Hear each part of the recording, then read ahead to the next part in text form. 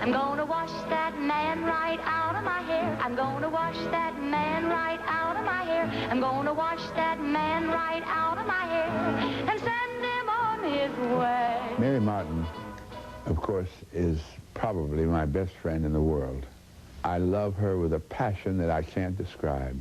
The big thing about Mary Martin was, and the moment I think that I got to be closest to her, was when we went to England after she had run South Pacific for 2 years. She played it for 2 years on Broadway, and then she went to play it at the Drury Lane Theatre in England. And I was hired by Rodgers and Hammerstein to come over the last 10 days. They were saving money, I guess, and they were going to get it all set up for me, and then I was going to take over and smooth it out and make it great. So I went over there, and I saw the run-through of it as it had been staged by someone else, and I thought, it's absolutely unsavable. It's the worst thing I've ever seen in my life. And Mary Martin was even bad. She was very stiff, and she had changed her character altogether. I thought she was trying to play it with an English accent, but she wasn't. She just was stiff. She was terrified. Everybody was scared to death. And I had the main thing was just to give them confidence, as I had said before about being a director. Well, I worked on everybody, and I went to Mary, and she said, please don't say anything to me, Josh. I know you don't like the way I'm playing it, but she said, please don't say anything. I just can't take any more criticism. I said, well, I'm not going to criticize you, Mary. She said, just don't say anything to me about it, please. Just don't say it. Be. So I worked on everybody but Mary. But Mary was the one that was bad. And it was the night before we were to open, and I was ready to leave the theater, and just say, well, it's in the hopper now, it's going to go or not go.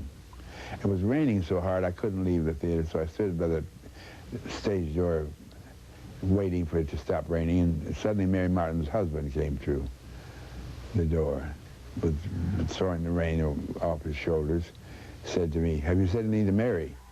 And I said, no, I haven't said a word to her. He said, oh, thank God. He said, I was afraid when I went out that you'd go in there and you'd talk to her.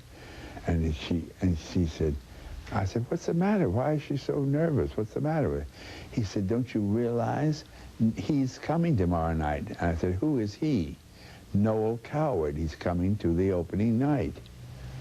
And she and Noel Coward have had an enmity ever since she flopped in a play of his called Pacific 1860. And she wants to show him by playing this part that she is really a good actress. And then I thought, no, by golly, she shouldn't be terrified by Noel Coward or by anybody. And I walked in and I just pushed my way into her dressing room, past the maid, past her husband who was waving at me and trying to get my attention. Mary was standing up by her dressing table in shock to look at me, and I said, Mary, you're the greatest person in the world to play Nellie Forbush. You must play it, though.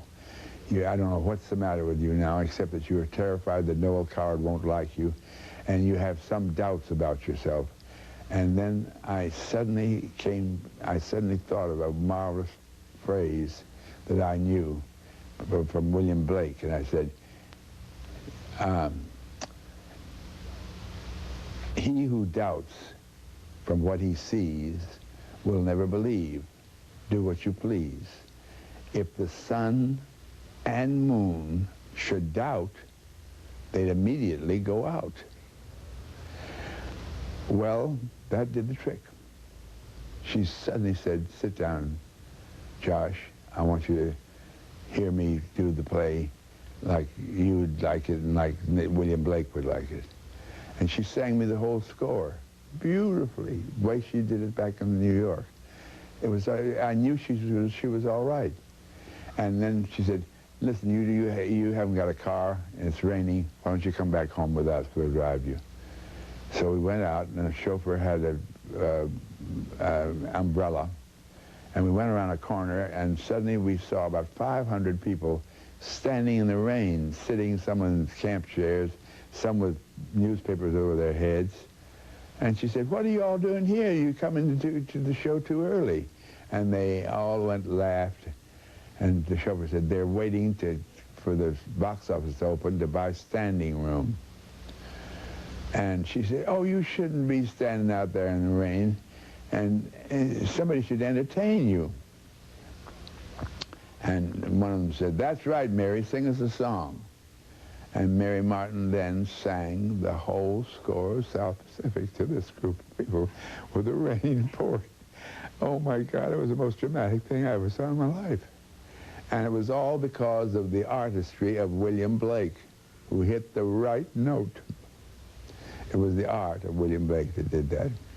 And Mary Martin has done, and you can see it right in this room, she spent a long time doing a needlepoint pillow with he who doubts from what he sees and the sun and moon should doubt, they'd immediately go out.